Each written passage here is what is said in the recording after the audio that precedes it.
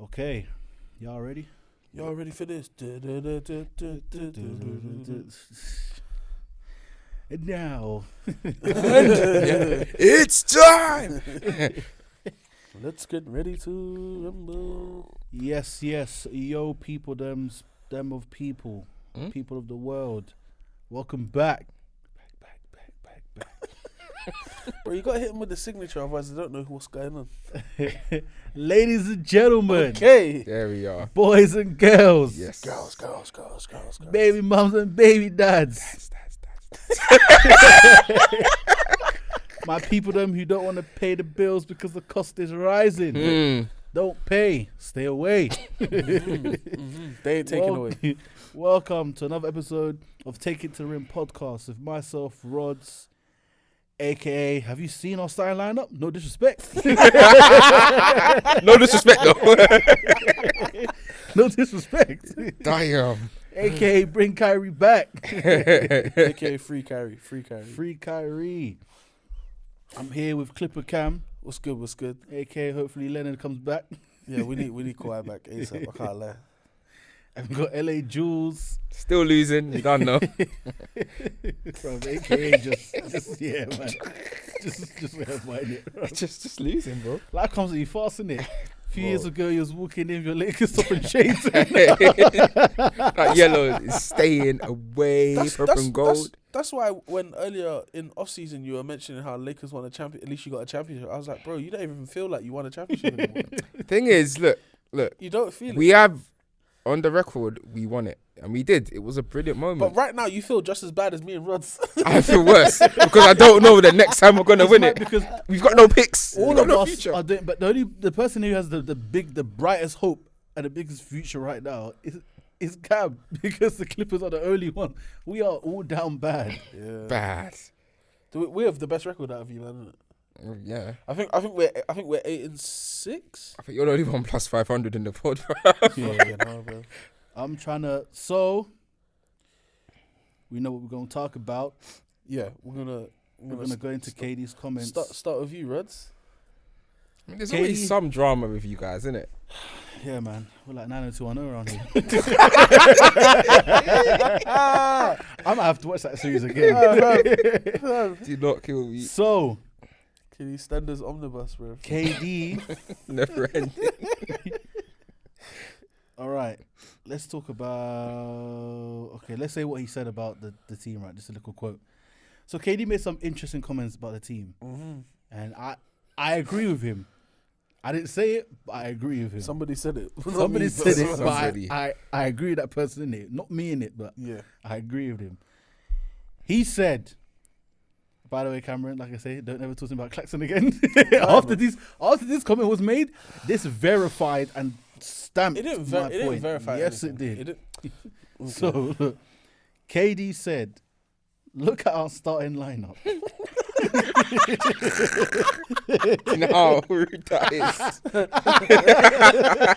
Full stop, yeah. Look at these niggas. Look at these niggas. Look at our starting lineup. Edmund Sumner. Who? Royce O'Neal. Why? Joe Harris. How? Nick Claxton. What? And me, the guy. Yeah. It's not disrespect, but full disrespect. He said, you see what he did? Yeah. But what are you expecting from that group? Question mark. Rude. You expect us to win because I'm out there? Now, do people expect them to win because KD's out there? Yes, because KD is that great of a player that when he's out there, you always have a chance. And when you actually see the games, besides the Sacramento Kings game, which we literally we showed the world why we're called the Nets because everyone was going through. Yeah. 153 points. But you always actually feel like you have a chance when KD's on the floor because he's bad games. He's getting like 27. Good games, he's going for 40. Yeah, high 30s, 40. If he has a great game, 51. He's averaging more than 30 this year, right? Exactly. So, of course, we'll feel like we have a chance. Obviously, his partner in crime is not there at the moment. But, yes, they expect at least there's a chance. So, some games, like when we face certain games that we expect you to win, 100%. Some games, like, okay, there's a chance. Because even if we're playing whatever team, yeah, Cavs, Boston, whatever, there's always a chance with KD on the floor there, yeah? But now, I want to break down the starting lineup. Okay. Edmund Sumner, yeah? So, this also kind of back to the point where you thought like Ben Simmons might still be hurt. He's definitely still hurt. I don't know. Ben Simmons is still hurt. Is he hurt or why is just he coming off the bench, number one? I've heard rumblings and reports. You know how you have guys on the inside. Pause. I've got insiders as well. Pause. But you know, and they're saying that they don't believe that Ben is fully into it. There's frustration from the organization, not just from the coaches or the front office staff, but the players as well are sensing that he's not. You know, his heart. He's not 10 toes down at all. No, like that's there. what they're saying. And you know what? I agree because I don't know if him and Maya are still together or not, or whatever's going on there. I saw her hugging Stormzy, so it could be long. We're doing a mad thing. And you heard the tune. He been putting out music for her as well. He in love. So with a back. All that stuff is happening, and for me. You got to push that to the side. Like, it's one of the ones where I don't know how long they was going out for. But they're engaged. Are they still engaged? I thought that was done. I mean, they were engaged, regardless of how long they were engaged, didn't it? Figure out, Ben hasn't played ball, but the whole time Ben was pretty much not playing. Them two were together. Exactly, and I think because of that situation, that maybe had a push in certain decisions. Yeah, you were home. You're working from home, innit? Like, you're calm. Not even working. You're at home. Gaming from home. Yeah, literally. So, I don't know what's going on there, what's going on with his mental, or like what is happening. But he's just looking like a broken record that can't be fixed right now. And I want to give Ben Simmons the benefit of the doubt. However, this is now the second organisation that has said a very similar thing about you. And I feel like when it came to the point of like the concern of his mental health, I think people kind of backed off of his case a bit, and Philadelphia didn't really do that, in fairness to Ben. Yeah. So he definitely got the benefit of that in that situation. But to come to a whole new place, new teammates outside of Seth Curry, like I don't think anyone else has played with you. So this is not a good sign, man. Do you remember what I said to you? This very well could be Ben's last contract. I said that. I said after this he could be on minimums because people don't trust him in game situations. He's got to earn it. Ben came off the bench in 20 minutes, 11 points, 5 rebounds, 3 assists. He only played 20 minutes, bro. And I think you've got to look at like the whole malarkey of back end of last season. Like, you have to factor in what happened. Like, you, man, went into your playoff series. Obviously, you got swept. But sorry. Bro, he's averaging 5.8 points, you know. Let's keep the past in the past. But obviously, you man got swept in that. But obviously, like Ben, the fact that Ben was apparently going to play a game. That was. But obviously, like he said it in the interview, and apparently he left the group chat. But that whole palaver towards the back end, thinking he could play, he didn't play, and it's like, all right, cool. You've clearly said you're gonna have the summer to fix all the injuries you had. Come back this year, start strong, and it's the same. So it seems like to other people, you're just making excuses now. You're just blaming it on the fact that you're not 100%. Look, I get not everyone's 100%. rarely are athletes really performing at 100% consistently because you get battered, bruised, there's fatigue, there's a lot of stuff. Yes. But you can't now like look at that after like you correctly said, what happened at Philly. You sat a year out. The back end of the year you sat out. Your team got swept out of the playoffs. People they were talking about bringing you in to help that defensive end. All right, you didn't come back. You've had the summer to recuperate. You've basically had 2 off seasons and a whole season off. There's no real reason why you shouldn't be performing at a level where you can hold your hands up and say, you know what? If I'm not good enough, it's on me. But you can't be blaming injuries or this or that organisation, because that's what Philly was. They didn't trust him. 100%. Then what like you said, what more do you want, bruv? You change organisations, you change teams. What do you want? It's like now, it just literally seems like you're not in it. And it's like, why is that? So there's something that needs to be diagnosed or gone over there. And I said he needs to do the same training that Gilbert Arenas did when after he missed those 2 free throws when he played against the Broncos. That finished him. That was serious. So that Black Ops training thing, that's where Ben needs to go. He needs But to. you said about his heart. Will you want to go down that route if your heart's not there? But the thing is, that route exposes your heart to then improve past it, because it's like, in terms of he's not in it, I can kind of see where like things outside is like overtaking him. Yeah. Then the fear and all that stuff, and it's like, fam, just go and face it. Just go and face, because it's as simple as, you know what, man's been asked, cool, I'm gonna try to get back and do my thing. I'm gonna play my game. Whether that's go and sit down with your best games that you played in Philly and how you was playing, to remember who you are, and then go and do it. If you miss a free throw and they try to talk to you about it or whatever, you're gonna press, okay, I missed the free throws, what now? If you win the game, you say, yep, I missed the free throws, who won? Okay then, just be a savage. Literally just accept the villain role. That's what he's got to do. Similar like when LeBron had to accept the villain role in Miami. That's exactly what Ben has to do. Accept that villain role and go off of it. Embrace it. Because if he embraces it, then you'll thrive. Then you won't give a crap. But that starts with doing what he did so well towards the back end of his Philly career, which was defense. Like he was an elite defender that we argued on this pod and said should have won the defensive player of the year over Gobert. We made up points. We all sat here and said this. That was only 2 seasons ago. Yeah. Do you know he's gonna have an opportunity to go into that role? Ben. Philly are playing Brooklyn on Tuesday. Oh my Tuesday goodness, great. Where is it? In Philly. Wait, Tuesday? Yeah. Tuesday night. Please tell me there's a real strike. I can't go to work, bro. I can't.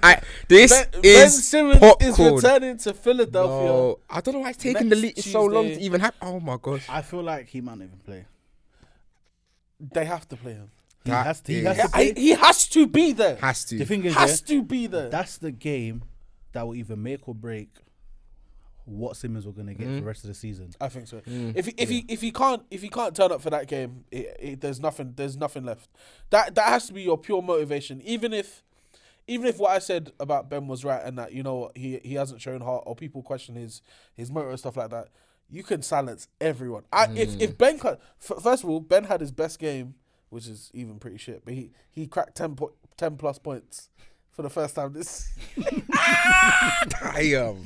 He cracked 10 plus points for the first time this season. Shout out to Ben. Don't But if Ben I don't think it will happen. I don't know.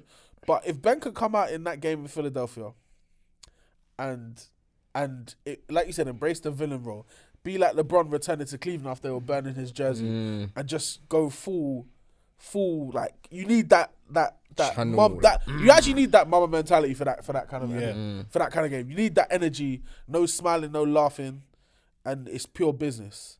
Like that's what we need from him, because I'm gonna tell you, like, Philly boo their own fans. No, sorry, Philly fans boo their own players. So imagine what they're gonna do to Ben. But you saw the last time he was on the bench, bro. What they did to him. Imagine him playing. This is popcorn. I don't want any excuses. Jack Vaughan, you better. And if I'm the Nets, I'm making him suit up for that game as well. Yeah, you have to, because like I say, that's the game where you're gonna get over this mental hurdle. That's true. Because if you go there and you're like, you know what, these are the same people who pissed me off. I'm about to them over, bruv. And you have a good game. From there, there's nothing but up from there. Because now you've done it in the worst situation where you face the fear, you face basically the dark horses in front of you. You've done it. I almost said something mad, but I stopped myself right there. But you could. I almost said something mad, but I stopped myself because what I just replayed in my head is a madness. He said dark something, so I'm trying to think where his mind would have gone after that. But you know know what? But you do that, it's like, okay, cool. Now you've faced it. So every other team is small fish because you've actually done the biggest game that you need to. Like you've actually faced the fear, and I think that is what that needs to happen with Simmons. So hopefully all that stuff happens. But yeah, when KD was mentioning this list, just notice that Edmund Sumner was first. That's the second best player right now. Sumner had 18 the other night against Sacramento when KD had 27. You know that was the highest. This guy hasn't broken eye contact with me one time. Also, you know that was the highest points that Sacramento Kings have scored in 29 years. That's a lot of points, bro. 153. 153. I haven't even scored that much in 2K. They had 115 points after 3 quarters. That's their highest points total in 29 years, no bro. Defense. That's the Sabonis Kings. was having a field day. Who? Sabonis. So the thing is, all right, cool. So, and then Royce O'Neal. Claxton had 1 rebound. This is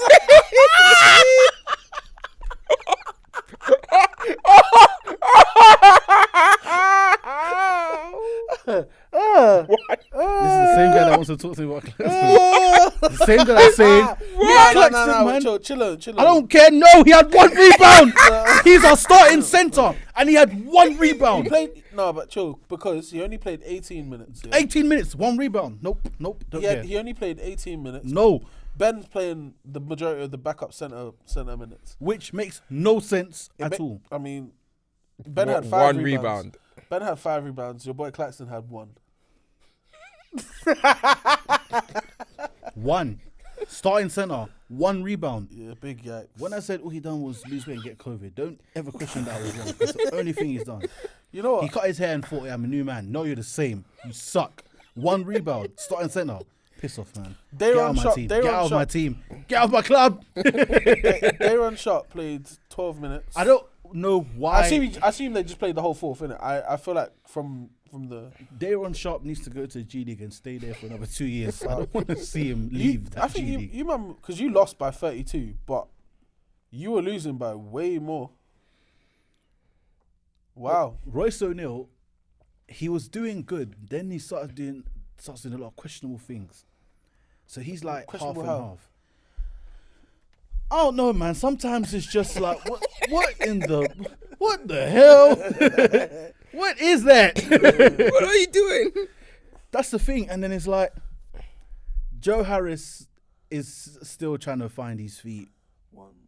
So, yeah, but can you trust what he's been doing so far to see where? Nope. Yeah. Wait, Jules, quickly, yeah. If I say to you, Sacramento won that game, 153 to 121. Who do you think the highest scorer is on the Sacramento Kings? Darren Fox. You're both wrong. Who else?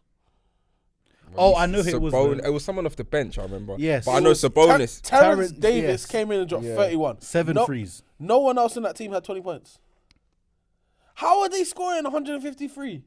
Even when I saw it, I was a bit confused, like where the points came from. It's like the points got manipulated or something. What's happening here? Because, all right, don't get me wrong. Sabonis had what? Sabonis had 17, 7 and 7. Fox had 14, 9 and 4.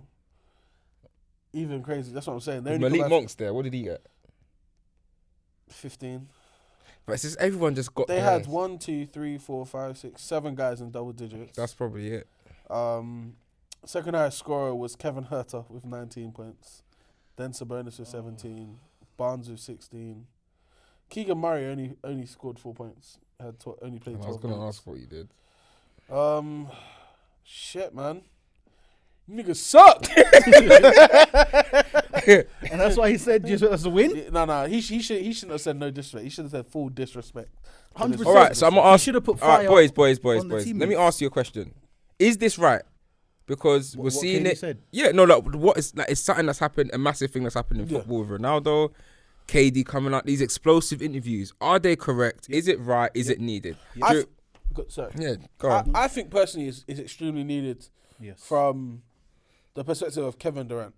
I'm not here to talk about football because I'm a course. United fan and I'm in pain anyway. But the situation with KD anyway, he expressed he wanted to leave this team, yeah? He expressed in the offseason that he wanted to leave this team. Before the season started, he said, I don't want to be here anymore, yeah? And that was fine, that was set in stone. Josiah said, I run the show, this is what we're doing, we're gonna you're not going anywhere, you can't tell me what to do, whatever. And now look what's happened. You guys are arse out. You got Ben coming off the bench playing lackluster, no explosiveness. Kyrie's on some sort of suspension where he might be coming back this weekend. We don't know, but there's nothing definite. KD's out here having a great season, averaging more than 30 points a game, and you have nothing to show for it. So I think he has every right to come out and say about the current situation. Like, the only reason that team has any form of expectations because he's on that team. Yeah. And he stated that. That's a fact. That no one would, you could put near enough, maybe, you could put from 10 to 20 in terms of the rankings of the NBA, the players who are ranked 10 to 20 on that team, no one would expect them to do nothing. A damn thing. So I think it's crazy that anyone's even mad at KD for coming out and speaking against what's happening, because he's not even trying to disrespect his teammates. He's talking about the organization as a whole. Like they've fucked everything up over there. So I don't think he's done anything wrong. 100%. It's correct. Like, you fumbled the bag big time. When you deep and go back, he's probably sat down and looked back since he got there. You let this great squad go. We had of Levert, Dinwiddie, Allen. Like, we had a solid team where if I didn't play 5 games were good, like we could win 2 to 3 of those at least. Yeah. Had a great squad, balance, good bench, everything. Brilliant bench. Was enjoying ourselves. It was great. Cool. You've pulled the plunge and gone for James. We had issues there in terms of defensively, but then somehow, some way, playoffs, we made it work. And it was looking very good. Even when you're thinking, when I was out for how many games, Harden and Kyrie were doing great and the team was still rolling. Mm-hmm. So it was looking good. And it was like, okay, playoffs happen. We should have won that year, obviously. With what James done was stupid, just because obviously he got hurt. So, okay, we can't do much. Then Kyrie's gone down. Now Harden has to come back, one leg. Cool, that's fumbled. You know what? We saw the potential of what we could do. And even though we lost how many players, look where we got. We took the champs to 7 games. And essentially we lost that because of my big toe. Boom. Big toe nail, bro. Yeah. Boom. Next season comes now. Madness is happening. Mm-hmm. I go down. Losing streak. James don't want to be there. Kyrie, you're not bringing in where you could have been part-time from the start, but you don't need delay it to later. Like, you're doing a madness because you just wasted all that time where something could have been built, even though he was part-time, but you wasted all that time. You weren't really down for us. Bam. Pissed off. Then, if the trade has been made, now we've got a big, will kind of address the issue that was supposed to rebounding and defending. Cool, Simmons, we're going to see where he's at. Maybe just been a mad situation there. Maybe he'll turn up whilst he gets on the floor here. And because I'm here, I'm KD. I mean, he's not going to take the piss. He's going to at least try. All that stuff is kind of going down to J.R. Simmons. All right, that's done. Have to force it with what we've got now. We've got a coach who's not even making rotations. We have to have Seth Curry helping him. We come playoffs now. Not playing Blake when we should have been playing this in these moments. That's completely messed up. We've gotten swept. You got your asses whooped. We got whooped. Whoop that trick. That's us. Yeah. We got whooped. Yeah. We got whooped. Our coach is moving mad. And you know what? I'm thinking, I don't want to be here. I want to leave because also I want Kyrie to be here for the time I'm here. You're not giving him that contract. I'm done. I'm out. I don't want no parts of this. Because this is the reality of what the team is next year when Kyrie's not going to be there anyway. That's what I'm saying. So he's deep in all of that. I don't want no parts of this. Did Golden State winning add to that, do you reckon? Because it's like, you could have stayed and won with this team and they've gone and won without He probably thinking, he saw Golden State win thinking, if I was out there, we would have won in 4 games. Easily. We would have probably won before. We would have. We'd have won enough. If I stayed there, even if I stayed there, and I came back, we could have three-peated when I've come back. We actually could have three-peated. We could have done, or we could have won. I do think about that, and we've been on this podcast speaking about how, Kevin Durant wanted to be his own man on his own team, which is what it is in Brooklyn. But if I start thinking about that, then I'm like, then you really shouldn't want out of the situation, even no matter how bad it's turned. Especially because you were one of the advocates that was was trying to get, was one of the people who was advocating to bring James Harden to this team. And after being convinced by Sean Marks, by the way. Of course, innit? But at the end of the day, like, the same way LeBron gets a lot of flack for, bringing Russ into the situation. Same way KD kind of should take some of the blame for bringing James 100%. in. And there's no, like, I don't think that any of them were shocked at James's response to wanting to leave either. Like, I feel like... I think what was very jarring as well... if you know the guy, you know how But what was also jarring to KD, which probably thought, like, this Harden guy actually isn't serious. I don't know if I want to be here, is that training camp has come and he didn't look like he was in shape, that he worked on his craft. No, he didn't look like he worked out. Where did you see him the off season, bro? Bro, he was with Le Baby. And then, on top of that, like, you're not in a shit. I don't know what is going on. And then, like, Kyrie, who hasn't even played much, has come and whooped you when we were practicing and everything. Like, it's not looking good, bruv. It's embarrassing. And it's just one of the ones that obviously noticing that member that Golden State Warriors one of his lists that he'll go back to if he was to be traded. But now you're thinking to get traded. Cool, you can't get out of that because they've just said, you know what, unless we get a mad deal, you're staying here. So you've now come to accept that you're going to be here. Let's put some hypotheticals out there because this is a great opportunity to do this as well. Especially with Golden State not playing great right now and people are saying, maybe they shouldn't have extended some of the guys they extended. Would you, as a Brooklyn Nets fan, no, I mean, you're not going to be once KD leaves anyway, but as a fan, would you say Kevin Durant traded back to the Warriors for Wiseman, Kuminga? If I'm going to say, I don't want to give up Paul. I don't want to give up Paul. I don't want it then. You want Paul? I think that's the Wiseman, Kuminga, Paul, and Moody. Yeah, Moody too. All four are your future, Golden State's future, basically. Would you do that trade? And then you still get a couple of draft picks. Yeah, I'll give you a couple picks. That for Kevin Durant. Because I'll be wholeheartedly honest, that is the best deal that Brooklyn would get because I know they're gonna say, oh yeah, we want a superstar. No one's trading you their superstar. Yeah, and it's one of the ones where it will put us in a good rebuild where we can kind of build around these young guys, build from the draft, make a few trades, and do something. Because we've seen Paul essentially baby Steph, Kuminga, we see what he can do. Moody, maybe in that situation, more minutes and stuff, he'll develop even more. Wiseman will learn how to play basketball again. There's I don't know if he will, because as you said, your boy Claxton isn't thriving in Brooklyn, is he?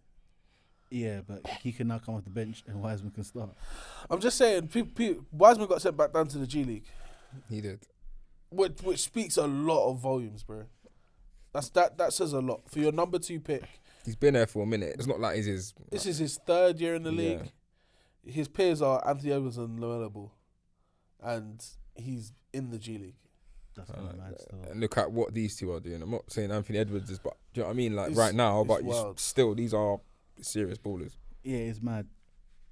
But I just think the whole situation, when you just sum up Brooklyn and KD's outburst, I mean, I actually have to agree with you guys. As much as I don't always agree with players talking about, or like really advocating to the world. To the world, innit? Like some of the stuff should be kept in house. I agree. I do believe this one needed to, man. No, like you have to understand where he's coming from, though. Like this this guy asked to he wanted to get traded. He wanted to go, and he retracted it. He wanted to be in the Phoenix Suns right now. I know he wanted to be there. I know he would like to be in the Phoenix Suns right now, playing with Devin Booker, and and Bridges. So like I know he wanted to go Phoenix Suns or be in he wanted to be one of those two, which would have been calm for him. Yeah. But I hear it because these things need to come out, because even though he said no disrespect, but you lot all need to take it as a slap in the face, like, raw. This is our guy, and he said this about us, but you know what? I need to show up so that he can eat his words. Yeah, but I just believe that since you've been there, the organisation has to take a lot of the blame. Like, we cussed the Lakers and their organisation. Yeah, but unfortunately, the Lakers have won.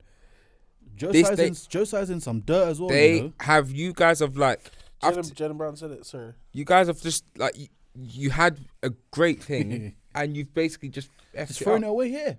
But what did Jaylen Brown say? Jaylen Brown said how it took him all of 10 minutes to figure out where kind of Joe Tsai's got his money into, and how he's been a hypocrite for everything he's saying about Kyrie when he's doing his. I'm not even gonna say his own level, because I don't think Kyrie's done a fuckeries in it. But if anyone who goes and does a little bit of research, I'll talk about it off air because I don't really want to say it. But you know, for someone saying that someone's essentially being racist or anti something, Joe Tsai is anti something. Yeah, we'll just keep it at Joe Tsai. Do your research. Joe Tsai is anti something, so hypocrite. So yeah, then you got to look at the organization. Like, Joe Tsai's a mess. His buddy Sean Marks, who's essentially his puppet, he's also a mess. He's hired another friend as a coach. Mess. It's just not looking good. Who you saying is a mess? Jack Vaughn. You're blaming Jack Vaughn. I'm not blaming him. Have you seen the difference that Jack Vaughn has had? Yeah, no, I'm not blaming him. Yeah. I 100% would have preferred Udoka. Just saying. Yeah, again, but I'm not really blaming Jack, because he's just been put in a situation, and I can see how, because once he's come in, I can see the difference in the team. Besides Sacramento, I can see the difference. So it's just, for me, I'm just like, you know what? Something has to change. I'm gonna get the stats up for you, because I was watching TNT the other night, and they were saying they've improved. 100% they've improved. No, but like it's night and day, the differences between what Jack Vaughn is like the system under Jack Vaughn compared to they're moving the ball. They're playing basketball. Defensively is a massive difference as well. Besides Sacramento. That's so tough though, because like you man scoring 120 points means that they weren't playing much defense either. Yeah. They just... It was all offense, no defense. There was one quarter where they scored 40 something, and I think you guys only scored 20 something. That's really where the difference maker kind of like... I mean, you would have lost the game anyway, I guess, but... Yeah, but I just think the Nets have had a defensive issue ever since you traded for Harden. So that lack of defense and that presence in that interior defense you lost from Allen, and then Dinwiddie's like he was a good combo guard. Like, he can score, facilitate in the defense, and then Karis LeVert was energy. Yeah, he wasn't great defensively, but he was energy. He was someone that would put effort in. And since then, it's just been a calamity. But then what you had with Harden, at least you got was extreme offense. So that offense was just outscoring teams, which was fine until Harden didn't want to be there. And then now you're looking at the Simmons situation. He's not brought no offense, no defense. He brought nothing, bro. He's brought nothing. And mannequin challenge. You know what I mean? You're just there like... Came to the cookout empty-handed. And he's eating. He's taking it all. Came to the cookout with potato salad. No, he didn't come with nothing. Bro, he didn't even come with condom. He didn't bring no barbecue sauce, no ketchup, no mayo. He brought his knife and his fork. Wait. He came with potato salad that had raisins in it. Yes. He had raisins in it. Because people looked and like, oh, okay, this could be something. They opened it up and they saw the ants. Yeah. He didn't even come empty-handed. He came with things that people don't want. That's so it's true. I wish you came empty-handed. To summarize, I agree with what KD done in the comments. I 100% hear it. He's got to call out and put shots out there to... increase the pressure on the front office to bring back Curry, and we just got to see what's gonna happen from here. But it's really a sad situation. Yeah, man. It's really a sad situation. But moving on from that, I want to talk. Okay, I'll first go on with the team. I think they're currently on a 7-game win streak. 7-game win streak. Unfortunately. Yeah. Unfortunately for who? You? I just don't like them. Yeah. The Boston Celtics have racist been Celtics. Sorry. they've been on a roll. Mm-hmm. Jason Tatum is making his MVP case. He is. You said it before, and I was like, but wait. What was that? I think it was last week when we were here, when you were sitting right there, and you were saying that the third name in the MVP conversation was Jason Tatum. I said Giannis. Gerald said Luka, right? Yep. And you said Jason Tatum, and I was like, I don't know if he's there yet, but you go look at Jason Tatum's numbers. Not only that, the fact that he's on one of the, like, his team are playing winning basketball under a brand new head coach. Granted, I'm looking at like the teams they've played.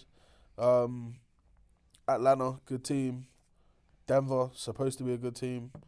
Also, sidebar, I'm just saying, I feel like Jokic has gone back to a regular Jokic, which kind of... Of course, because... I'm just saying, I feel like Joe Embiid...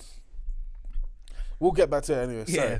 Topic for another day. Yeah, That's Memphis, a good beat Memphis. Their last loss was the beginning of the month in overtime, 1 point loss to Cleveland, which is a very, very close game. Very, very close game.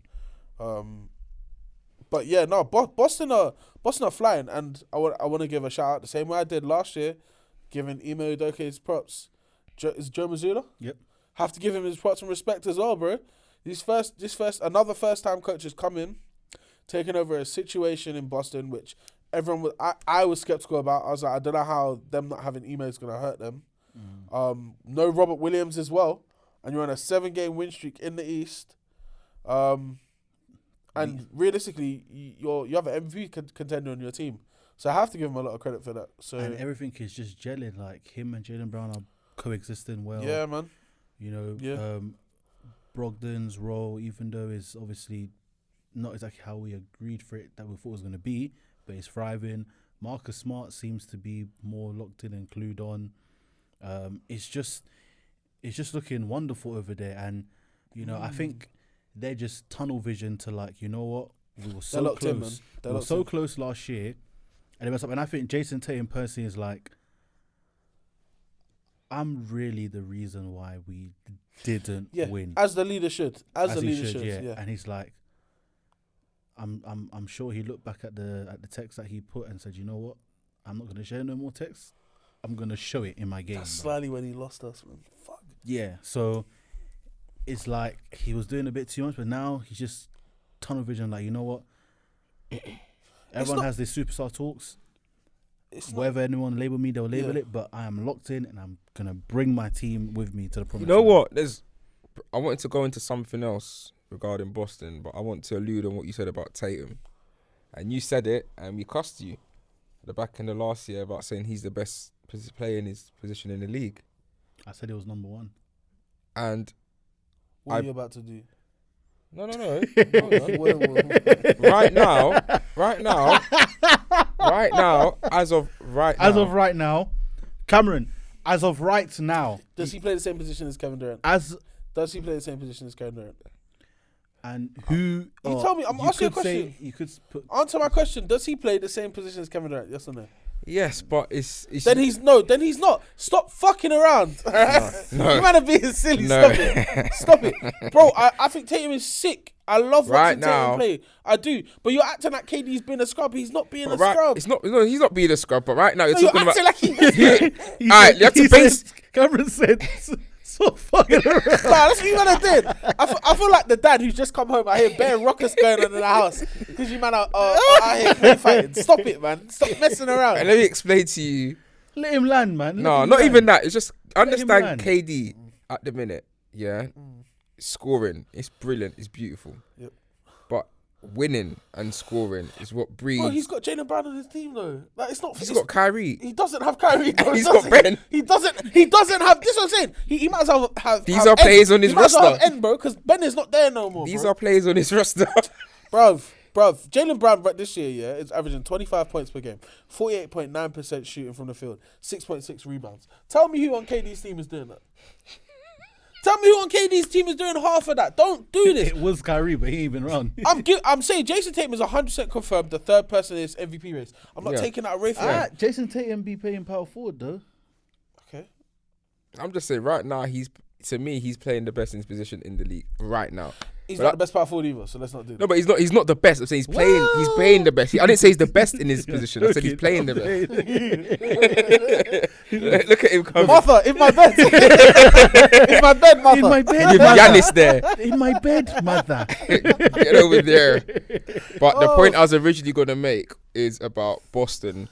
So their offensive rating is 118.8, which 100 and what, sorry? 118.8, and that is actually ranked the best offense in NBA history. Do you remember the Brooklyn Nets offense with Harden, Kyrie, and KD? It was 117.3, and that was the number one offense of all time.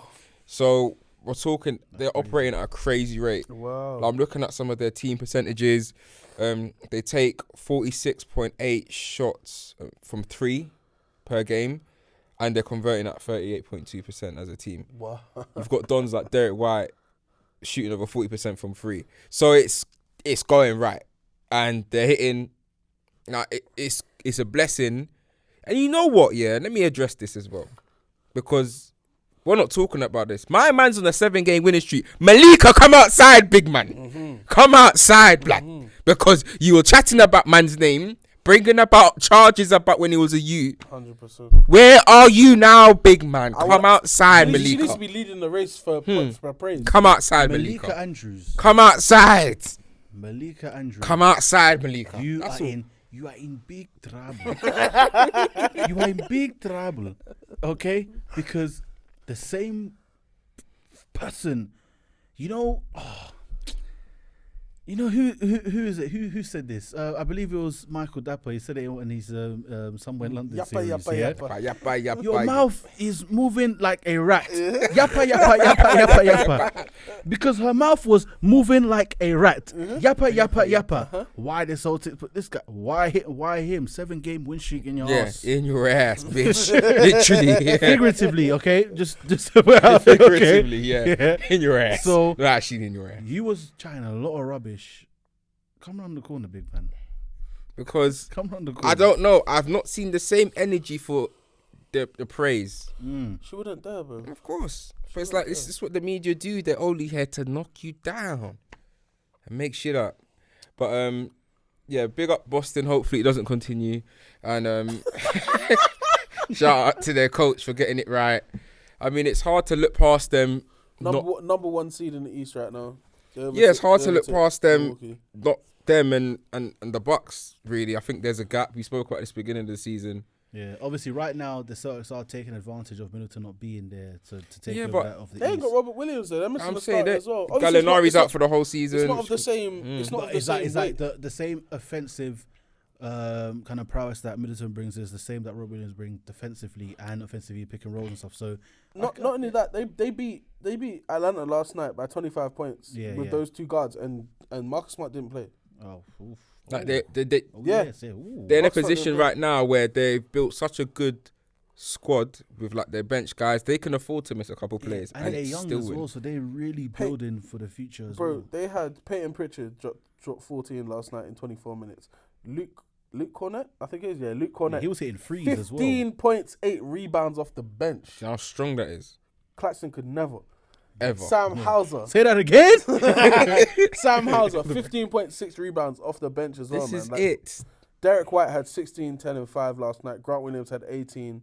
Tatum didn't even have a crazy night. 19, 8, and 7. Jaylen Brown, 22 and 5. Al Horford had 7 and 11. Did you see something? I think the minutes. What are the minutes that Tatum and Brown played? So I was looking at it. I don't know if it's this game. Brown played 23 minutes. Very light. See? Tatum played 33. But it was. I don't know if it was this game or the last game. I was looking at the minutes, and it's like They're not playing mad minutes, and they're winning, and it's what beautiful does this do for as them. well?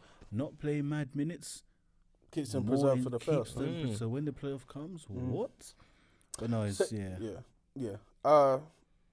I think Boston are trying to they're trying to make sure they're back in that. Oh yeah, in the that same position. Minimum Eastern Conference. Again, I'm sure they want the finals, but right now they're looking like if we get there and Golden State's not there, whoever it is, we're taking them. No, I think it's them and the Bucks. They have to defeat the Bucks, a fully fit. But I don't believe. You think this year the champion is coming out of the East? Yes. Right now, I mean, again, I'm pretty sure I said that last. I said you last said this, year, and you said this. You said it last year, and it definitely didn't happen. Yeah, but I have to see what the Clippers do. If Kawhi comes I ain't back worried at about some us. stage, Right now, we'll talk about it in a minute. But right now, we're not even there. We're not even in that conversation. I mean, I think whoever, whether it's Bucks or Celtics, let's say let's put something. Let's say Celtics get to the finals. Mm-hmm. I think if they get to the finals, whoever they face, they're beaten. Whoever. Besides Golden State. Right from the West. Phoenix? They're beaten. they beat everyone. I agree with you. So if it's not Golden State, I think they beat Golden State. I think they'll beat Golden State. Fully fit, that's the only team to No, me. I think they beat the Clippers. With Kawhi?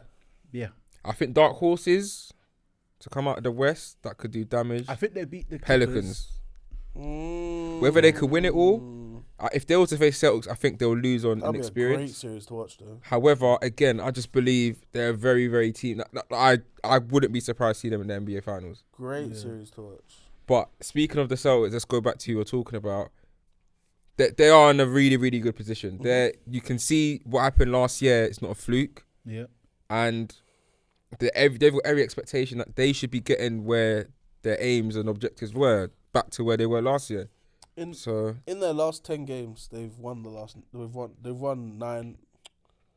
nine of their last 10 games. Yeah, their current record is 12-3. So they had a losing record before they went on this crazy streak, innit? I think that's not true. That was a lie. Their record wasn't great though. They were amongst other competition to maybe start bumming out. But since I don't know.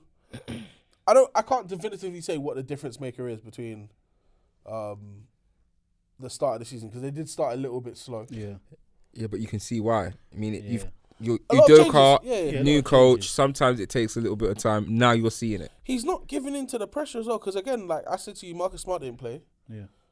I don't think Brogdon played either. Yeah, no man, he's doing a good job. That's not good, bro. Because these.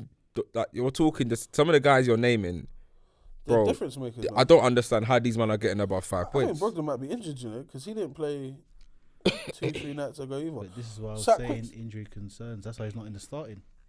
Yeah, quick sidebar about Boston. Sorry, Blake Griffin just reached 14,000 points, 3,000 assists.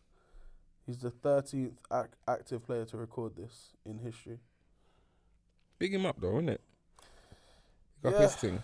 Yeah, I mean, he's not. He probably won't make the Hall of Fame, but Clippers legend. Yeah, that's fair. That is fair. So I want to talk about. So players have been dropping 50 bombs and losing. It's all well and good to drop 50, but if you lose, for me, it don't matter, because you lost. You scored Booker 50, dropped his. You scored 50 points. 70 something. Yeah, and they lost that game. And you lost. I know, but so obviously that one's different, because it's like you're touching certain records, right?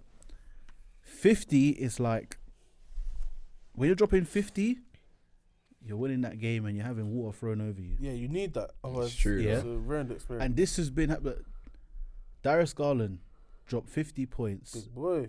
Lost. Went crazy, tried, lost. And they lost by what? Was it 1 or 3? I can't remember. They lost by like 1 point or 3 points. It was like 3. Something like that. It was by 3, because they was trying to. Yeah, it was by 3. It was by 3 because they wanted to give the ball to him for the last shot for him to take it and make something out of it. Who did they play? I watched it on Sunday. I can't remember who they played. Was it the No, it wasn't the Celtics. It was Pelicans maybe. No, it was someone I was rooting against, because I was like, I kind of wanted him to. Minnesota Timberwolves. It was against Minnesota. Yes. So let me just add some context to this, because to start the to start the fourth quarter. D'Lo and Cat went crazy in that game. Not crazy. D'Lo and Cat scored well. D'Lo got like 30. Cat got like 26. D'Lo had 30 and 11. Cat had 29 20 13. something, yeah. Anthony Edwards didn't play too well. 10 and 7. We'll get onto that in a minute. But to start the fourth quarter anyway, I jumped on. I'm pretty sure the Cavs were losing by like 17 points. And there was only about 5-6 minutes left. And I was like, oh, this game's kind of wrapped. Mm-hmm. And I didn't know Garland's points total at the time. But he just started, from what I saw, he kind of channeled Klay Thompson. I'm not going to lie, in a quarter, bro. Because at one point, like, they got it down to a 4-point game. And that was 100% because of him. Because he was hitting step-back threes. He was driving to the basket, getting layups. The only time, I can't lie, I have to give Gobert credit for this one thing. When they brought him back in the game, Garland's points, like, he had to change the way he was scoring because he was getting to the rim pretty easily and laying it up. 2 back-to-back possessions, Garland thought he had an open lane, went up for a lay. Gobert was there, slapped the shit out of that, got it out of there. come back the other end. The exact same thing happened again. No chance. I think from there, Garland's like, yeah, I can't go up anymore. So obviously, Cleveland were missing Donovan Mitchell. Yeah. They were also missing Jarrett Allen as well. Yeah, that's why. Does make quite a big difference. Because like Evan Mobley was not holding down the paint at all. No, he wasn't. At all. I don't think he's a rim protector. Let me give you Garland's shooting numbers. He shot 16 of 31 on the night, which is fucking crazy, by the way. He shot 10 of 15 from the 3-point line. So he had 30 points off threes alone. 6 assists as well. And 2 steals. So he had like a very, very solid night. For me, watching that game was hella exciting. Just because, 1, I don't really like Minnesota too tough anyway. Mm-hmm. But 2, I really only had it on. I was like, oh, I'm going to fall asleep. And I'm sitting there and I'm seeing him score. I was like, bro, if Minnesota aren't careful, Cleveland come back in this game.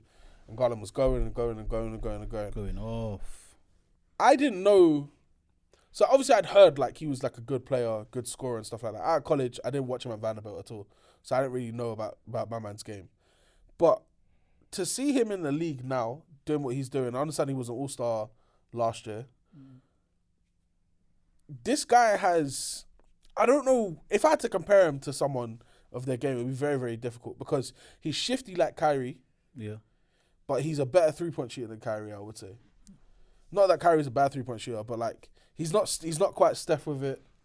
Because Kyrie's game's more mid-rangey-ish. 100%. Yeah, Garland's out there. 100%. But then also, like, he's a great finisher at the rim as well, bro. He just lacks defensively. I wouldn't even say a lot. He's just smaller than a lot of the guys that he's going up against. Not much you can. 100%. He just gets bullied a lot. 100%. So I felt bad for him that they did lose that game, but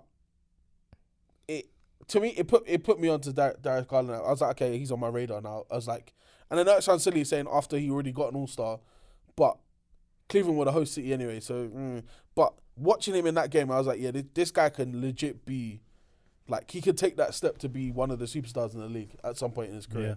He's still very young. He's 23 years old. Been in the league for 4. This is his 4th year in the league. So watching that, it was crazy. I felt like if he had a little bit more help, it would have been great because he had 51, and then the next closest scorer in his team was Lamar Stevens, who had 15. You know, there's a big difference, and he did all this in 40 minutes as well. Yeah, and it's like, I said, these 50 bombs are great, but when you lose, it hurts, man. Even last night. Steph Curry dropped the 50 boy, bomb. Oh boy. 50 bomb, and the Suns still, and they got blown out as well, man. They lost by 11. You see what Mikal Bridges did? When he hit that 3 and he was... He's on the 3 off of Clay's and face. In Kay's face, he's pointing, looking at Clay. Clay's getting sunned by a lot of guys. Yeah, no, I think that's good because, you know what, Clay talks a lot. He does. He talks a lot, so he's going to come back. But the thing is, he can take it. Pause. So...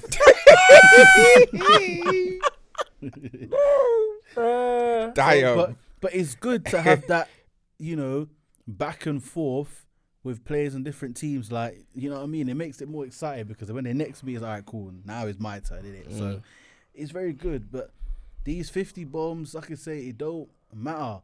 What happened in the bubble? Donovan Mitchell, 50 bomb.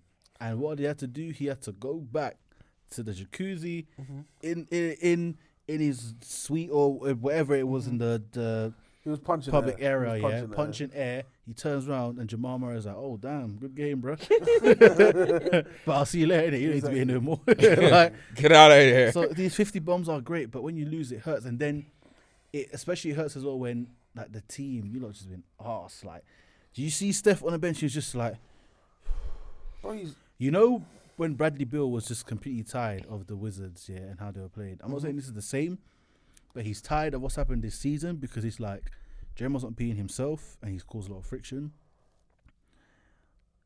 Clay, I have to still give him time because he's come off a serious injury. Even the way he's shooting, he's drifting a lot. Clay's still shooting. Was it his right Achilles that he tore? Or was it the left? Was his right. I think it might have been right Achilles, right knee. Because on his shots, he seems to be, and I've started to notice it when I saw it on Twitter, and I was like, when I was looking, I noticing where a lot of the time he's shooting, he's drifting to his left, so he's landing on his strong foot. So Clay, you gotta give it. Obviously, he's thinking I gotta give him time, but he's just like Wiseman. We've drafted him number 2, and he's in the G League. Like, what the heck, bro? What's going on? But like, so just looking at the Warriors lineup, like I understand why they lost this game because their starting 5 is Steph Curry, Klay Thompson, Wiggins, Draymond Green, and Kevon Looney. Yep. 2 of those guys are not scorers. Yeah, like 2 of those guys that their main concern is not scoring. That's in Looney and Green anyway. Yeah. So now you're telling me that in your starting lineup you're relying on Klay Thompson, who we've acknowledged is not so much the same. Coming back, he started 19 points, but he still shot tour dates 6 to 17. Like, come on. And Andrew Wiggins had 14 points in that game. Bro, who's supposed to be the second scorer in that team? Jordan Poole, right? And he only had 2 points. 2 points because he took 5 shots and missed all of them. Which I'm a bit surprised about, man. Bearing in mind, he dropped, I think, 36. The night before. The night before he dropped 36 and took 20 shots. So it's just... This ain't the first time. No, I need to understand about this as well because this ain't the first time. Because there was a game against Sacramento earlier on as well where he only took 4 shots. Is it? But that's got to be coaching, though, isn't it? I don't know, but even him, he's not shooting. No, but even what did Steve Kerr say? Steve Kerr said you can see like it's coming to the end of it. He said we're coming to the end of like the dynasty kind of thing. He also said apparently that it looks like they're playing Drew League basketball right now, which is super disrespectful. I mean, this is truth. This is. I mean, I was reading a stat earlier. This is the first team since the Chicago Bulls 99 season, 98 season after they won the chip, after the last dance, that have basically gone and lost. I think there's first 7 or 8 away games or something crazy, but the stats aren't looking good for Golden State. They're not playing good, and it's really not adding up. I mean, we saw Draymond literally rock the boat at the beginning of the season. That hasn't helped. And then on the court, I mean, we've alluded to what they won with last year. And we all said on the pod it did look like there was nothing more that team to give. But they needed some of the young players, the ones that we were talking about in their future, to step up. They've not.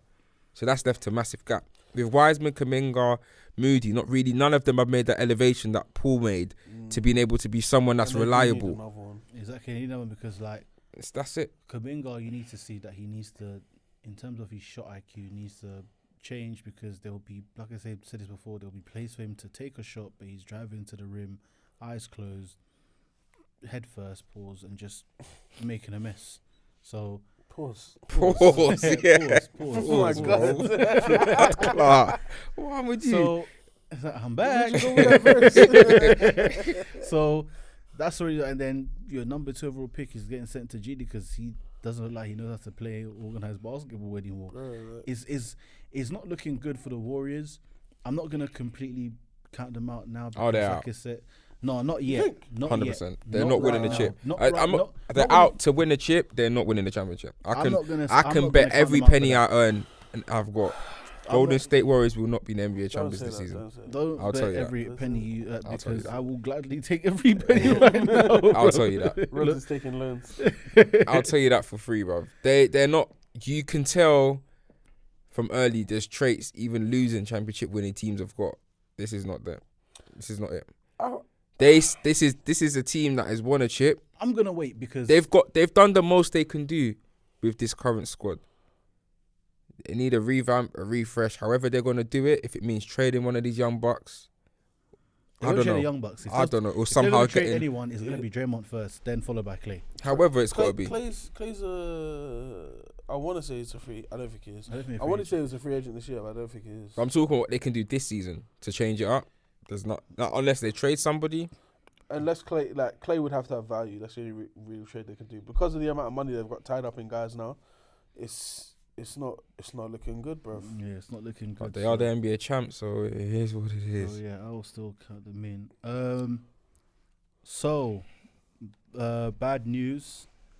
Lamelo got injured again. Bro, these Ball brothers. No, yeah? but this one, did you see how he got injured? Yeah. So this one, I'm not gonna say exactly, but I'm not gonna say he shouldn't have gone to save the ball because then that's kind of not fair. You want to see hustle, right? At the same time, but it's not like it was in terms of the injury, it was obviously a kind of a dumb injury, but the way it happened is not his fault. I'm not saying I don't care if it's his fault or not. I'm not saying about that. It's just like the way in which it's a blessing and a curse for Charlotte. I'll say why. It's a curse because now you have to be concerned because this is his second ankle injury in maybe 2 weeks, maybe 3 weeks. He missed the start of the season, only came back last week to now get hurt again with the same injury. So that's something to consider, one.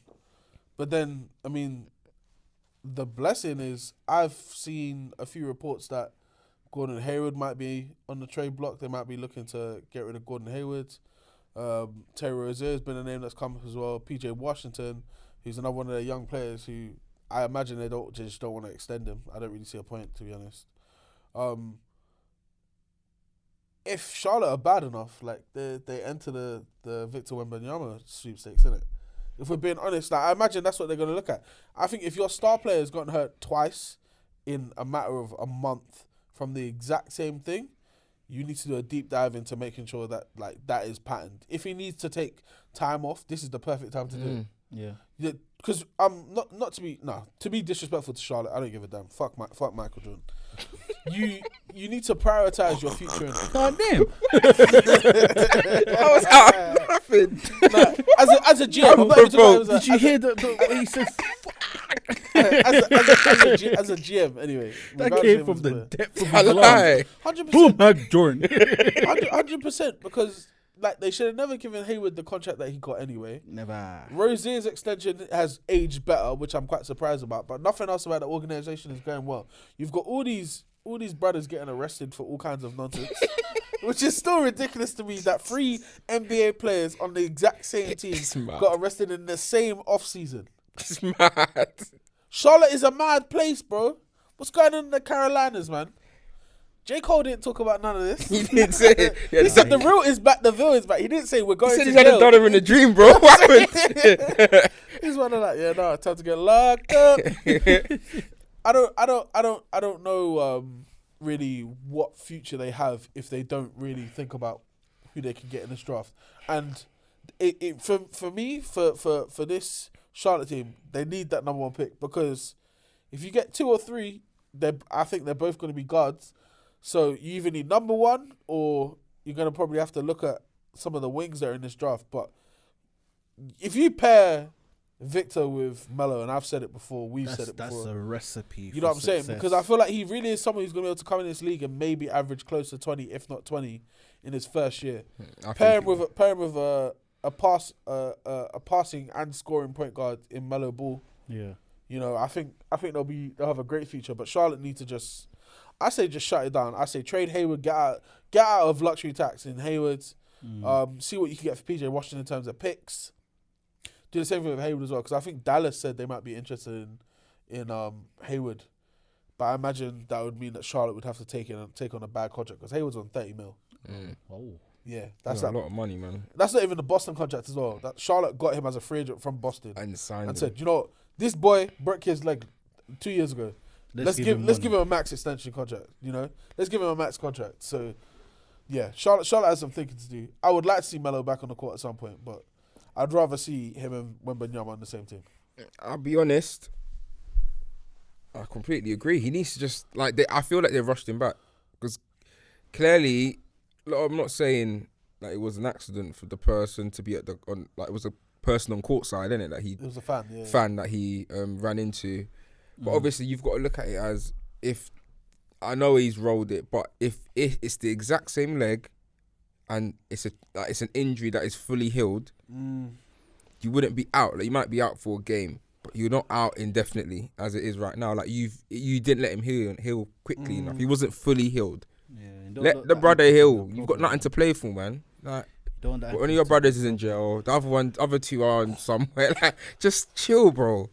Like, it's literally just tank. You see what the end result is. 100%. But just let some players play and tank. Like, let Lamelo come back. There's not they're not good enough to do anything. Even if they went on a streak of winning 5-game streaks somehow, where would that get them? Do you know what I mean? They're not going to make any noise. You just chill. Take the season as an L, and they always take L's and start again. No, that's true.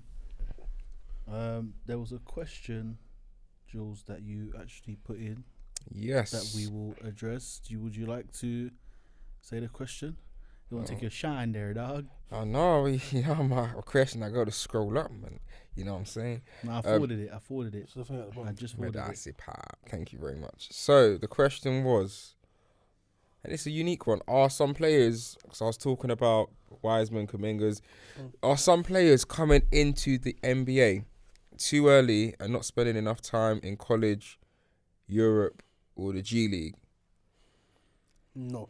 Me personally, I don't think that. I think what I think does happen though is that I think you get the top half talent who are good enough to be there. The guys who do 1 year, the Zions, the Darius Garlands, guys like that. But then you also get those guys who do a couple years, like Ja Morant and Jordan Poole. And these guys are all in the same draft, by the way, that I've just mentioned, kind of thing. I don't think guys are coming in too early because of the fact that the top tier talent tends to always be one and dones. However, I do need to say the majority of the guys in the draft that you don't really hear much about, who go in like the second round and stuff, they're guys who definitely needed to do longer in college. I'm trying to think someone off the top of my head now. Dennis Smith Jr., for instance, who got drafted number 8. 8? Was it 4? 8. He wasn't 4. No. It was number 8. It was number... Huh? I thought you were 6.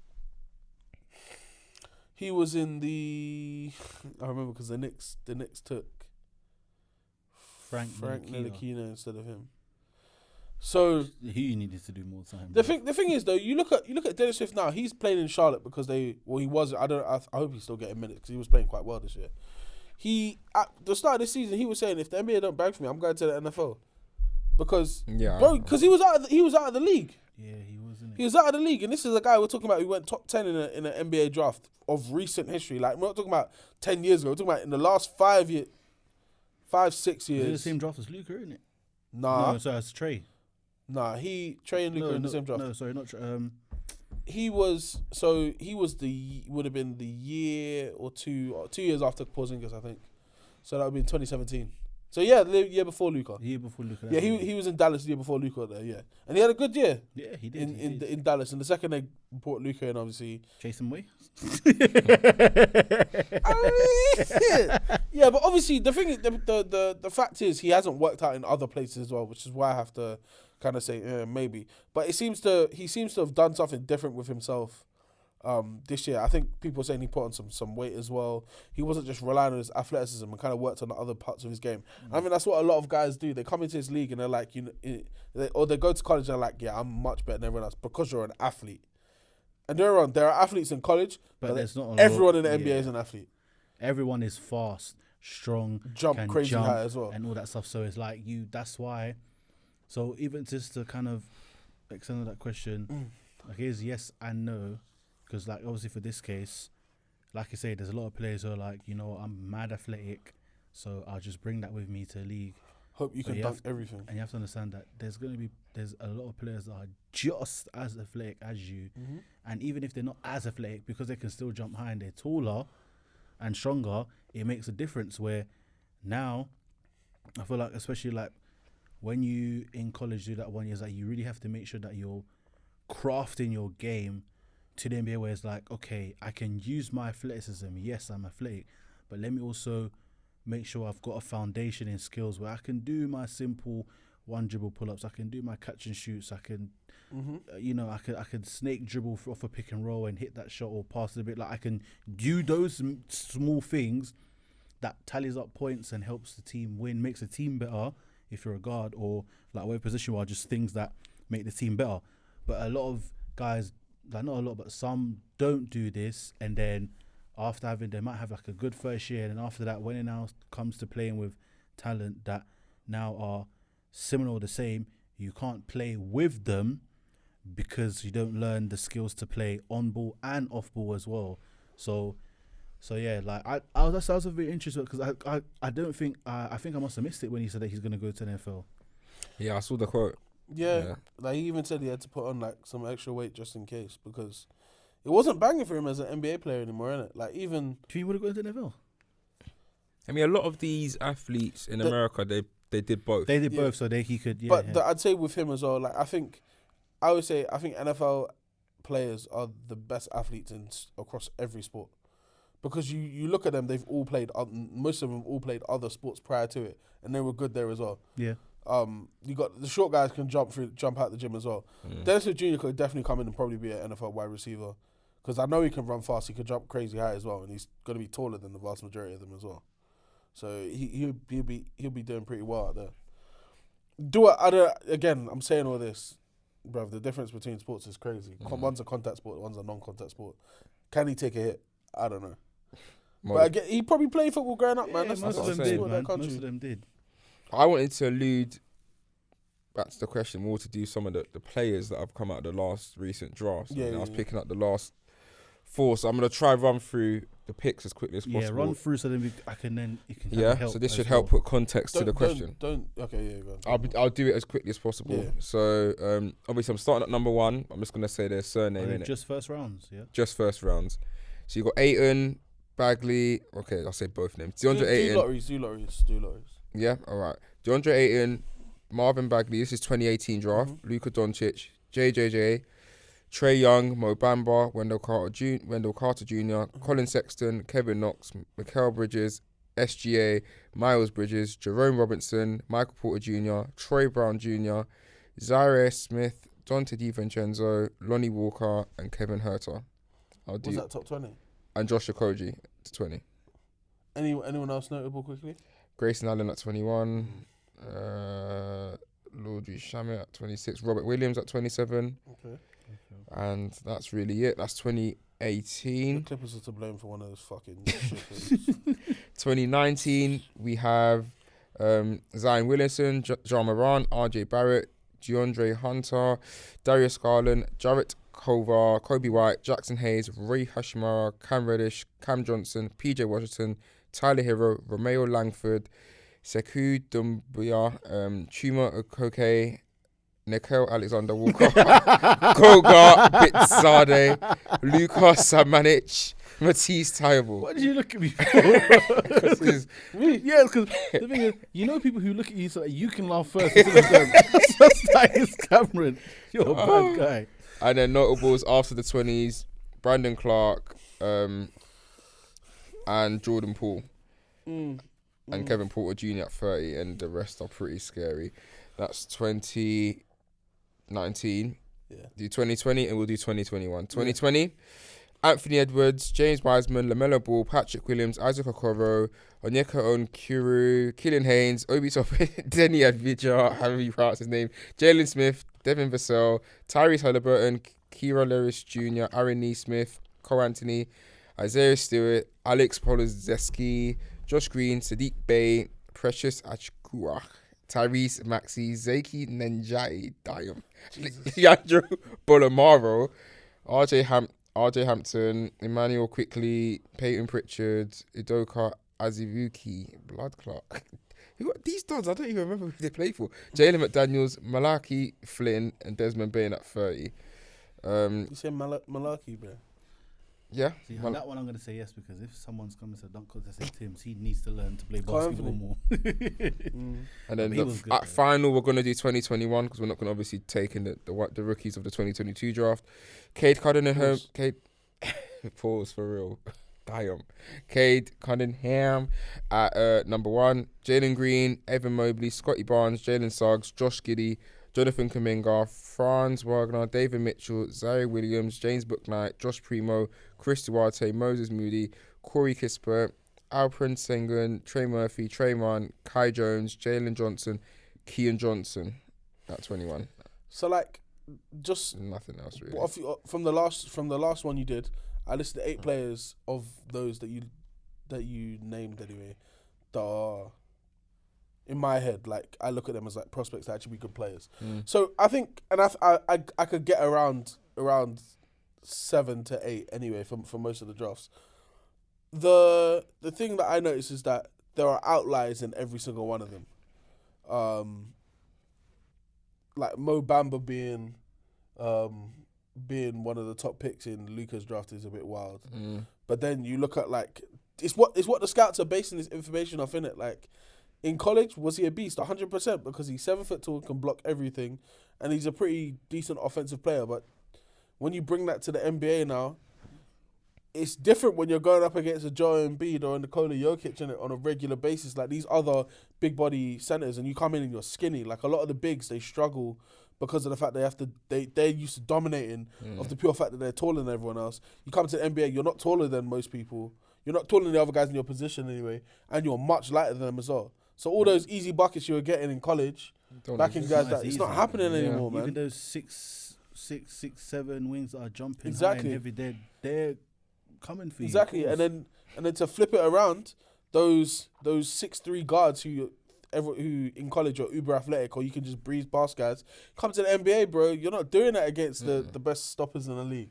Like it's just not the case. Everyone, like you finally get put in that situation where everyone else is the bare minimum, and the bare minimum is as good as you are now, or like you walk in and like everyone is as good as you, kind of thing. The worst player is as good as you. That's what I'm saying. Yeah, like college, there's walk-ons on college teams. People forget about that. I'm not saying that walk-ons aren't good or anything like that, but they weren't offered a scholarship for a reason. You got what I'm saying? Like you go into the NBA, you know that each team has 15 guys who had to absolutely fight to be in the position they're in now, to be on that team, innit? You know, you're one of when you're in the NBA, you're one of the best 450 players. Point blank. So and I think some of the players, I mean, I ran through 4 lists very quickly. A lot of these players, you're not going to know, yeah. So you don't even realise they're in the league. I mean, a lot of them aren't in the league. Some are probably in Europe. I've seen some in the G League. So I was looking at the G League draft, and you're seeing some of the players. That was this year's G League draft. You're seeing some of the players that was drafted. I was like, why are you in the G League? I even see someone like Emmanuel Mudiay in the G League. God. And I was like, when he got drafted, it was a big deal. Oh, this guy athletic, and you're like, wait. Where is he? He went to... Then obviously he's in the G League now. I think he went to SMU. I think he went to SMU anyway for college, and people were like, I don't know about that. But I can't lie to you, a lot of this, and it goes back to these old school YouTube channels. Ball is life, yeah? Like, I don't know if you guys ever followed it back in the day. I used to follow that shit all the time. There are so many stories of guys from Ball is Life that, you know, they will follow them around. They'll make them like almost like social media stars before social media was really popping like that. And then you wonder why they don't go to a top tier college. And then you wonder why once they go to college, they don't make it to the NBA. These guys are super overhyped, innit? Like there's too much of a spotlight put on these people from such a young age that it kind of gives them, like, because scouts are familiar with their names, they'll get through the process and stuff like that. And like, you know what, we'll give him the benefit of the doubt over someone I've never heard before. But then it comes to actual game time now, and you're like, he's kind of lacking, and they do 2-year stints in the league and bounce. Dennis Jr. is again another example of that, innit? Like, he had a very good high school career, but I didn't know much else outside of his game apart from the fact that he was crazy athletic. Yeah, true. I was hearing that. I remember they said in high school he tore his ACL, came back, and apparently someone said something mad, like he had 2 ligaments in his knee. AC. I don't know if it's even true. 2 ACL ligaments in the knee. So when he tore one of them, they said he could jump higher after he recovered from the surgery. Crazy. So this is saying like this is the hype that's around these guys, isn't it? They come into the draft process and stuff like that, and they get by it, and it kind of makes you question how good are these NBA scouts? Because you're looking at the names and you're saying a lot of these guys aren't ready, and obviously we're talking about the top 10. Majority of the time, we are seeing blunders in the top 10. Yeah. But the top 10, the majority of the time, they are NBA level. The top 5, as per usual, are probably ready to be stars. But some of them aren't. And then you find the odd gems outside of that outside of the top 5 or sometimes the 13th Prime draft. example, Donovan Mitchell. Didn't he go late? He was late lottery though. Even SGA was 13. Shea was 13. Donovan Mitchell was 13. But you look at the Jordan Pools, the guys who get drafted 28th. 28th. Yeah. Draymond Green. Robert Williams, 27. Second round pick. Robert Williams was a late first round pick. Tyrese Maxey, I think, was like 22 in the draft or something like that. Yeah. But then you look at the guys who went ahead of him, you're like, bro, like they're nowhere near where you are, Nowhere near. So again, it makes you question. These scouts. Do these scouts know what they're talking about? They just listen to. Does everyone listen to like one? They're listening to the hype, watching the tapes, and on top of that as well, some of these players that are in high school as well. Some of them obviously struggle in college. Some of them are cool, they're good in college. Some struggle just because sometimes in high school they're not actually playing great competition there as well. So it's easy to look good if you're not playing great competition. Facts. And then college, you can obviously college is college. Like you can probably bust a lot of people. You can probably you can probably do quite a lot in college, but then we just gotta see. Like you gotta actually look at the game, see the game. How because then college is a different level, and obviously NCAA as well, and all those things as well. You gotta kind of go into that. Competition is different, man. It's different there. So it's like when it comes to the opportunity, if they can actually get into. Obviously, it's about NCAA and playing all these high, obviously, tournament with the best competition.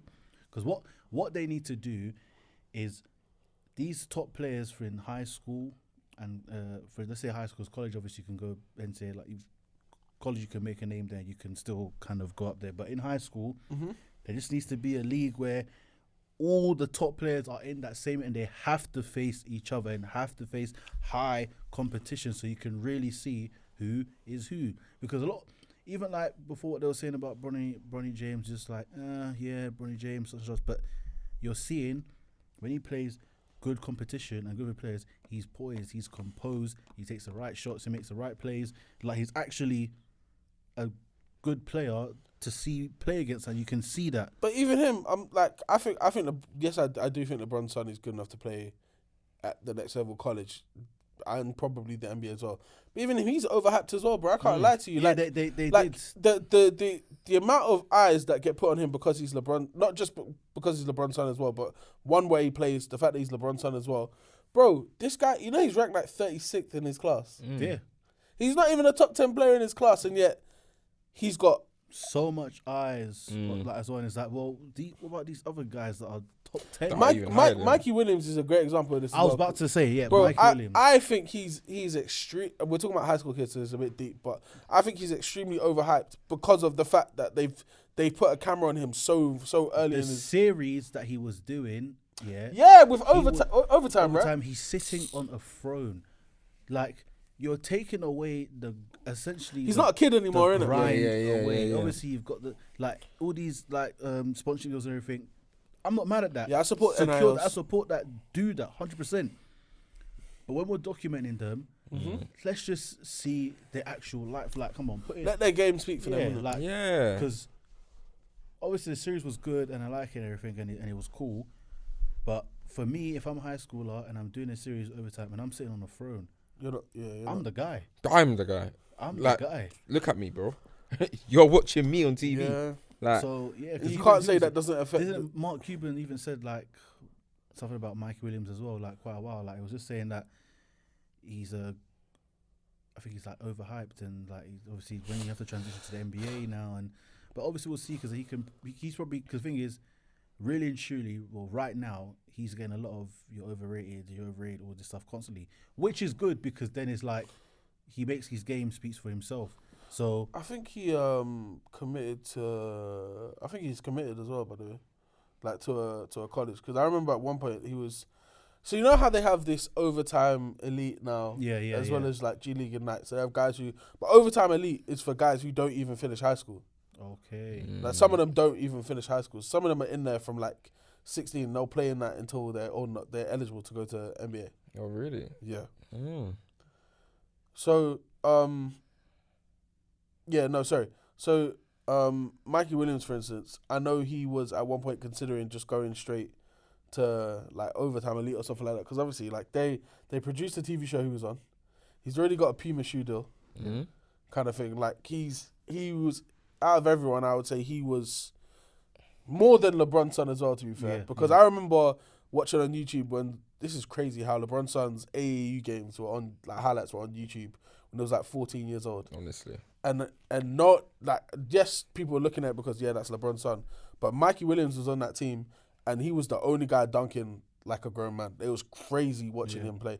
You're like, okay, yeah, cool. And everyone's like, oh, he must be the number one. But he's not even the number one player in his class either. They're in the same class. He's not even the number one player. Like a lot of it is just down to he committed to Memphis, so he's gonna go play for Penny Hardaway next year. That'll be good. Will it?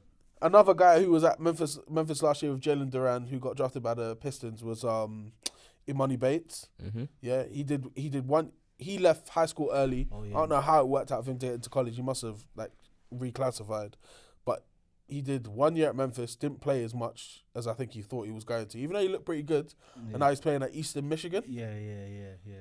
Like, it all depends. Maybe for Imani it was different. Or maybe it was different for Mikey. It all kind of depends, because then who knows how Imani was, especially the situation he was in, and he obviously got himself out of that and what he's doing now. So we got to be like, okay, cool. We got to see if is it the system, is it the player? So we're going to see. But do you reckon that some of the players are forced by the spotlight to believe they're better than they are, so they come into the NBA earlier? Yeah, I think. Like they just believe, why should I stay another year in college? Yeah, I think because it's all there, the hype is there, and it's like they're in a good position to succeed, you might as well take it. Because then, let's say next year, for example, let's say you don't, then the year after you suffer an injury and then you're out, and then your draft stock goes down because you're not playing as much. Whereas at that point, if you're on the team and the injury happens, you're still employed. Obviously, you still got that contract anyway. So you can just recover, work, come back, and then you can even make a bigger leap, because then the time that you didn't get to kind of tweak your game and adjust, like you can see it on the floor, watch it and be like, you know what? Maybe just relying off my athleticism alone is not enough. I need to actually be able to be a team player and know when to take over.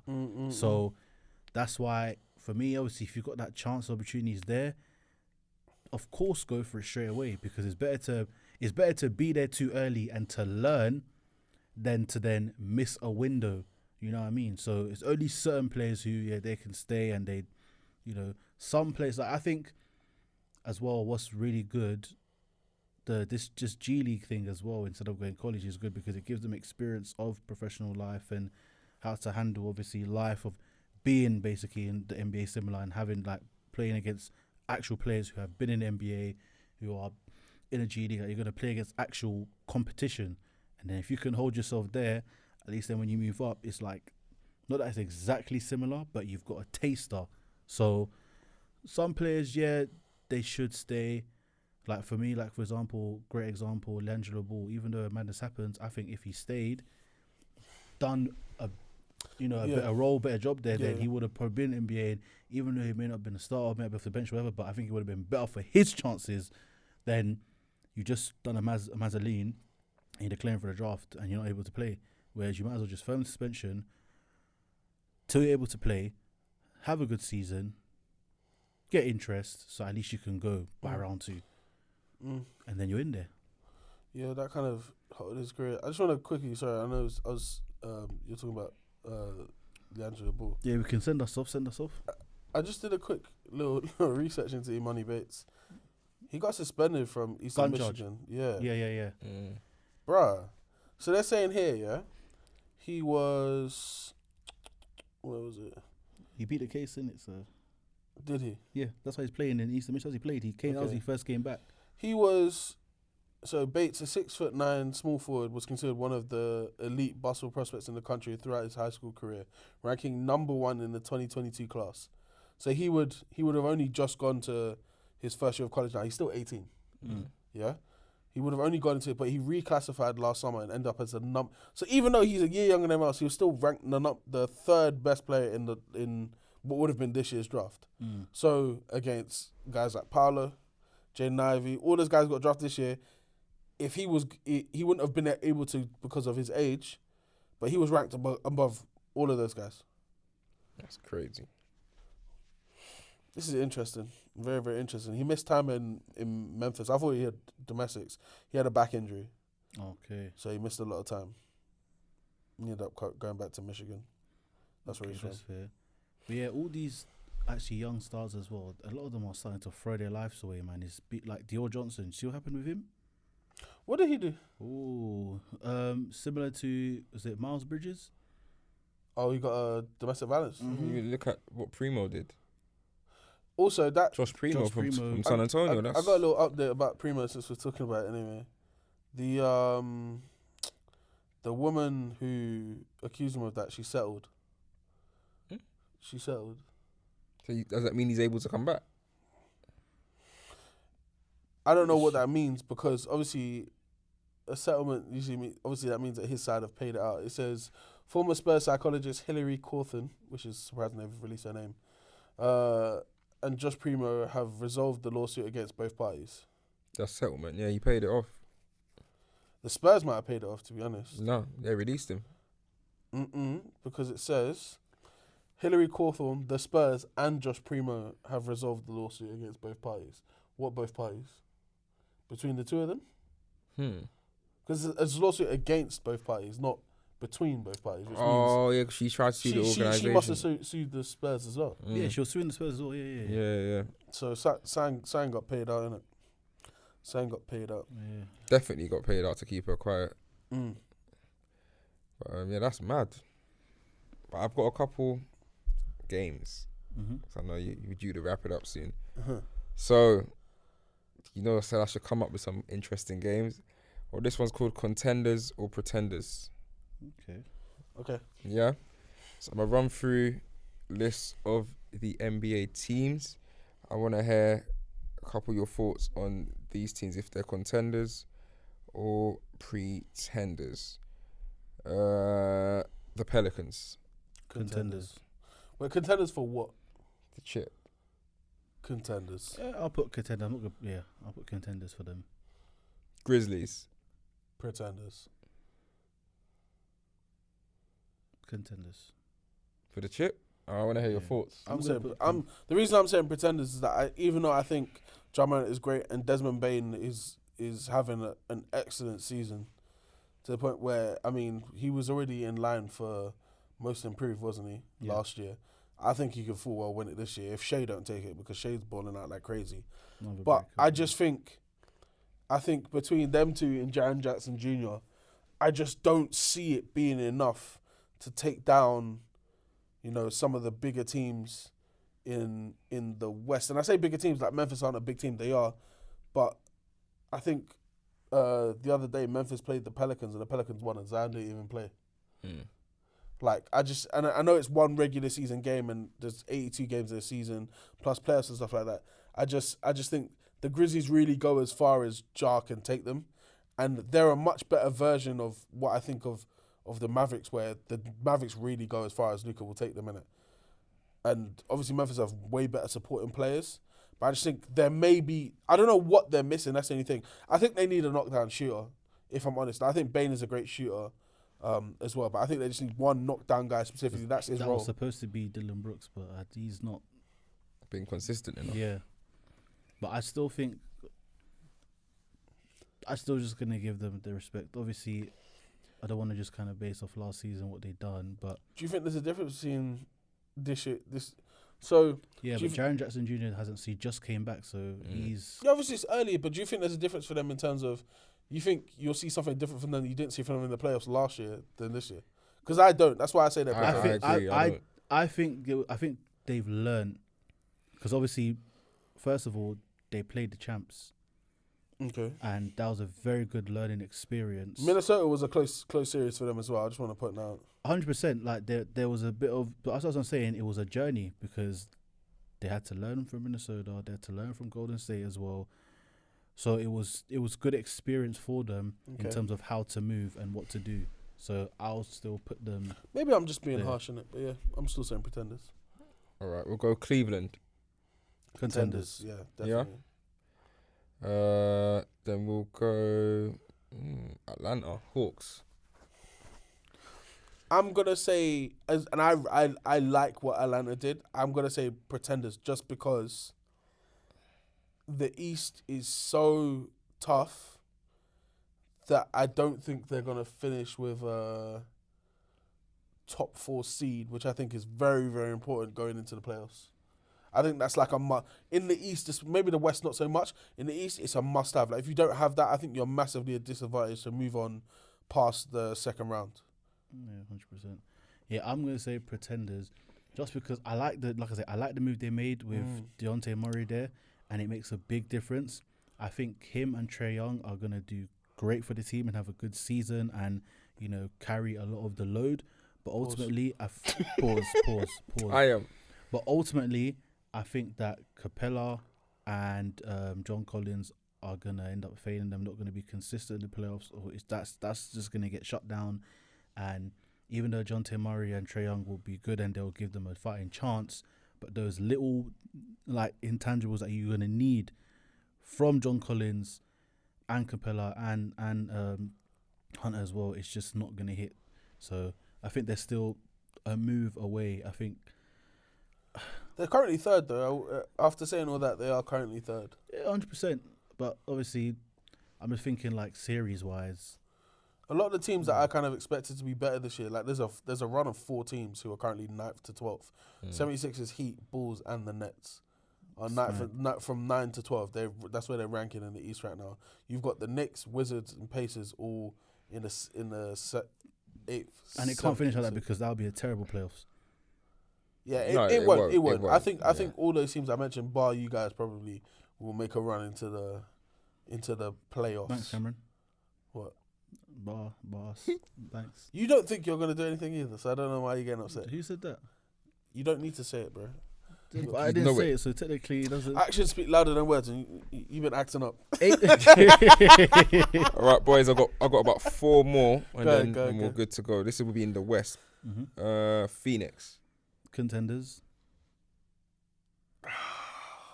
I know he wants to say pretenders, Bears, because especially after last season. I just and then don't you believe. don't believe I know in what's Ethan gonna as happen well. when they get there, but the thing is, with the Clippers not being good right now, the Warriors not being good right now, the Lakers not being good right now. So you gotta put them up there. Yeah, I'm gonna say contenders. Fucking hell. Bloody heck, that really took Cam. Cam doesn't want to say it. Nah, I don't. But yeah. Portland. Pretenders, man. We don't need to say much. Pretenders. The losses are gonna start coming in soon. I don't wish top that of the upon West them, at the minute, but yeah. Denver Nuggets. Remember the Magic were top of the East at one point. Look what happened there. Denver Nuggets. Pretenders. Big pretenders. Jokic has gone back to normality because he can't. Well, yeah, nah. Anyway, next episode we'll talk about that. Yeah, let's put that in the chat. Reminder, please. I know Cameron wants to take a lead on that. Clippers.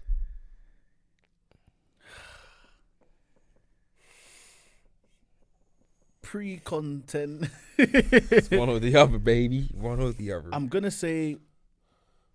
Okay, I'll say contenders because I look at the team.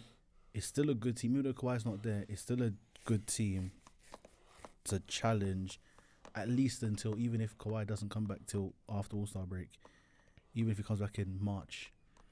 So, yeah. I'm saying contenders because I think even without Kawhi, I don't think anyone's confident they're going to beat us in the 7-game series. Like, I don't think there's one team in the West you can tell me. And John Wall, John Wall being there as well. It just, I'm seeing. John Wall needs to get some more minutes. I'll keep saying it. I think Red Jackson is great. I think they can both. I think Red Jackson's done his time. Come off the bench now. Yeah, he can and still play. Like, he can still play 30 minutes a game. I have no problem with that. But I've seen enough from John Wall to know this is what the Clippers have needed in the point guard for a while now, innit? So, yeah. All right, we're gonna finish on Golden State. Wow. I'm gonna give him benefit of that. My bed, mother. That is the fact. 'Cause that one is. I'm gonna say Golden State contenders. They have to be. Yeah, they're contenders, man. champions Defending always have champs, to be. bro. Always. They're contenders. Defending what? Champs. Not named you guys, innit? But like, Damn. no, but be honest though. It's so rare that you see a team win a championship, not make hardly any changes to their roster, and come back the following season and have such a troubled start as they have now. You know? Well, us. You guys made hella moves. What, to try and improve it? You guys made noticeable moves between your championship year and the year after. You made noticeable moves. Yeah, to deconstruct it. We tried to improve it. We just deconstructed it. Beside the point, you still made moves. What was the Warriors? The only noticeable thing I saw the Warriors do was take out Gary Payton, the second or the third. The second, yeah. The second, who was injured for a lot of for a big run in the playoffs. Not saying he wasn't important, he was very important, and replace him with DiVincenzo. Mm-hmm. I can't really think of what else they've done. Their starting five is the exact same starting five as Bro, like the exact same. They won the chip, like The exact same. Just form. So do you reckon it is form, or it's you're seeing this is them? That's. I think they're just going for a little funk right now. But Yeah, I think they had a tough start. yeah, just a little funk right now, but I think all this tells me is that they're not. They're not. The thing is, I swear they did this last year as well. They went on a mad. It's when Steph was just trying to get that 3-point record. They went on a big losing run, innit? I'm not saying it was long losing consecutively, but like over like a 20-game period, they were not winning 50% of those games. run. So, and again, it's the league's barely been a month, bro. A month ago now, there was no NBA basketball being played. It was all preseason. Yeah. So it's still early doors. There's still time, and I think once they start getting on their roll, they'll be fine. They were on the road for very early in the season as well, where they will start a lot of their losses got accumulated. Yeah, and any players of the weeks from your ends? Any players that stood out? I got to show love to Shea. That's mine. I have to show love to Shea. Step back game winning. Yeah, I have to show love to Shea. Shea played. He surely straight. continues this. He'll be an all-star. He should be. Yeah, he should be. He should have got one by now. Even Anyways. All NBA. He is in all NBA territory right now. I'm not gonna lie to you, man, because amazing. they're calling him right now, isn't it? Him. Yeah. They're calling him. Averaging like 34 something points a game or something insane. Yeah, he has a mad run right now. It might even be 30. No, it's not 36, but it's like 34, I think. He's definitely player of the week. Easily, he's on a tear. It's tough to say that though when two guys had 50 points.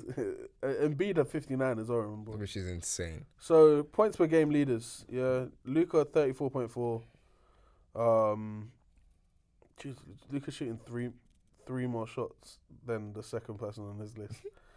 Steph Curry 32.8, Joel Embiid 32.3, Shea 32.3, 32. Tatum 31.1.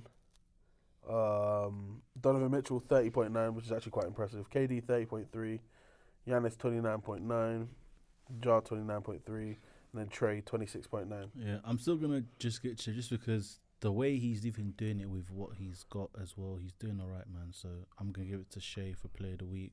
Yeah. Moment of the week, I've got one. It's too funny. What are your moments of the week?